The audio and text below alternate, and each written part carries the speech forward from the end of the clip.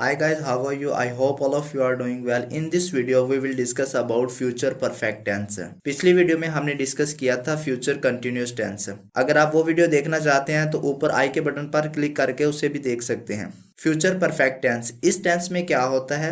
इस टेंस में कोई काम आने वाले वक्त में मुकम्मल हो चुका होगा। अगर हम उर्दू में इस टेंस की पहचान के बारे में बात करें तो उर्दू फिकरात के आखिर में चुका होगा, चुकी होगी, चुके होंगे वगैरह आता है, या सिर्फ लिया होगा, ली होगी, लिए होंगे वगैरह आता है। फॉर एग्जाम्पल, देहाती ने सांप मार दिया होगा, हम फसलों को पानी दे चुके होंगे, वजीर आजम तकरीर कर चुके होंगे। इस टेंस में थर्ड फॉर्म ऑफ वर्ब इस्तेमाल होती है और इसमें हेल्पिंग वर्ब विल हैव इस्तेमाल होता है। चलिए इसको बनाने का तरीका सीखते हैं। सेंटेंस बनाने के लिए सबसे पहले सब्जेक्ट इस्तेमाल करेंगे, उसके बाद विल हैव इस्तेमाल करेंगे यानी हेल्पिंग वर्ब, उसके बाद थर्ड फॉर्म ऑफ वर्ब और लास्ट पे ऑब्जेक्ट इस्तेमाल करेंगे। चलिए इस स्ट्रक्चर को सेंटेंस में यूज करते हैं।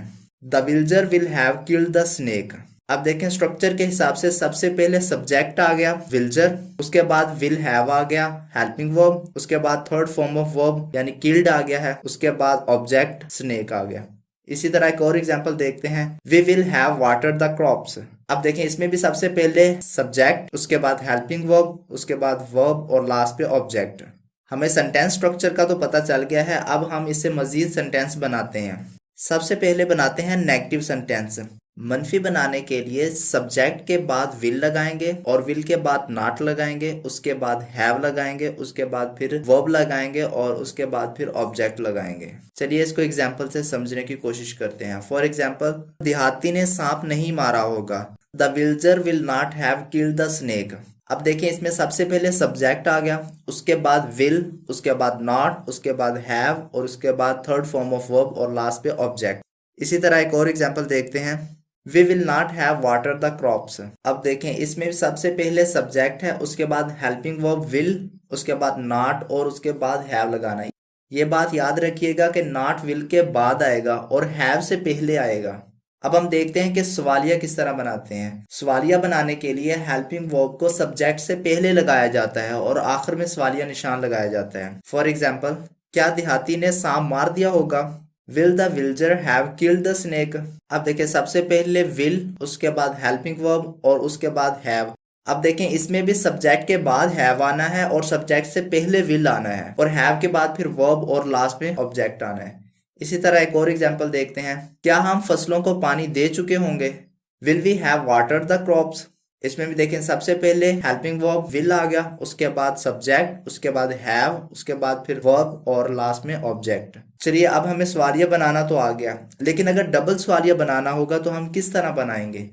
डबल सवालिया बनाने के लिए क्वेश्चन वर्ड्स को सादा सवालिया फिक्रे के शुरू में लगा दिया जाता है और आखिर में सवालिया निशान लगा दिया जाता है। फॉर एग्जाम्पल, देहाती ने कैसे सांप मारा होगा, how will the villager have killed the snake. अब देखें सादा सवालिया फिक्रा बन रहा है, will the villager have killed the snake. यहाँ तक सादा सवालिया है, इसके शुरू में हमने जस्ट क्वेश्चन वर्ड लगा दिया हाउ। और क्वेश्चन वर्ड्स कौन से होते हैं? जो WH से शुरू होते हैं। For example, what, when, how etcetera. Another example, when will we have watered the crops. अब देखें इसमें भी जो सादा सवालिया था उसके शुरू में हमने क्वेश्चन वर्ड लगा दिया है। सादा सवालिया क्या बन रहा था? Will we have watered the crops. यहाँ तक सादा सवालिया है। अब इसके शुरू में जस्ट व्हेन लगा दिया तो ये डबल सवालिया बन गया। अब हम देखते हैं कि मनफी सवालिया किस तरह बनाते हैं। मनफी सवालिया बनाने के लिए सब्जेक्ट से पहले विल लगाया जाता है और सब्जेक्ट के बाद नॉट लगाया जाता है और नॉट के बाद हैव लगाया जाता है और लास्ट में क्वेश्चन मार्क लगाया जाता है। चलिए इसको एग्जाम्पल से समझते हैं। फॉर एग्जाम्पल, क्या देहाती ने सांप नहीं मारा होगा, will the villager not have killed the snake. देखिए इसमें भी क्या है, सबसे पहले हमने हेल्पिंग वर्ब लगा दिया विल, उसके बाद सब्जेक्ट लगा दिया और नॉट, उसके बाद हैव। यानी कि सब्जेक्ट से पहले हमने क्या लगाया है? हेल्पिंग वर्ब और सब्जेक्ट के बाद क्या लगाया है? नॉट, और नॉट के बाद क्या लगाया है? हैव, उसके बाद फिर वर्ब और लास्ट में ऑब्जेक्ट लगाया है। एक और एग्जांपल देखते हैं, will we not have watered the crops. अब देखिए इसमें सबसे पहले विल लग गया, उसके बाद सब्जेक्ट, उसके बाद नॉट, उसके बाद हैव और उसके बाद वर्ब और लास्ट में ऑब्जेक्ट। इस टेंस में आमतौर पर दो कामों के मुकम्मल होने का भी जिक्र होता है। अगर कोई ऐसा सेंटेंस आ जाए तो हम इसका किस तरह तर्जमा करेंगे? जो काम पहले मुकम्मल हुआ होगा उसका हम फ्यूचर परफेक्ट टेंस में तर्जमा करेंगे और दूसरे का तर्जमा प्रेजेंट इंडेफिनिट टेंस में करेंगे। इसको एग्जांपल से समझते हैं। फॉर एग्जाम्पल, डॉक्टर के आने से पहले मरीज मर चुका होगा। The patient will have died before the doctor reach. अब देखें पहले कौन सा काम हुआ है, यानी मरीज मरा है, तो इसका तर्जमा हमने किस में किया है, फ्यूचर परफेक्ट टेंस में, और दूसरे का तर्जमा प्रेजेंट इंडेफिनिट टेंस में।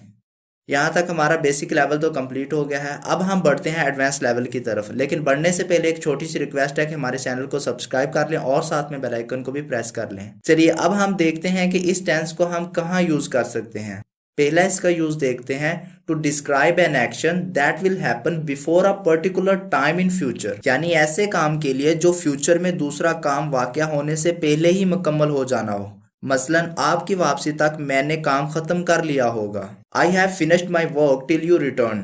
अब देखें इसमें भी जो काम पहले होना है उसका तर्जमा फ्यूचर परफेक्ट टेंस में हुआ है और दूसरे का तर्जमा प्रेजेंट इंडेफिनिट टेंस में। एक और एग्जांपल देखते हैं, आपके आने से पहले हम कराची रवाना हो चुके होंगे। We will have left for Karachi before you come. Next इसका यूज देखते हैं, to describe an unconfirmed completed past action, यानी किसी ऐसे काम के लिए जो मुकम्मल हो चुका हो लेकिन इसकी तस्दीक ना हुई हो, यानी वो कंप्लीट तो हो चुका है लेकिन हमें पता नहीं है कि वो कंप्लीट हो भी गया है या नहीं हुआ है।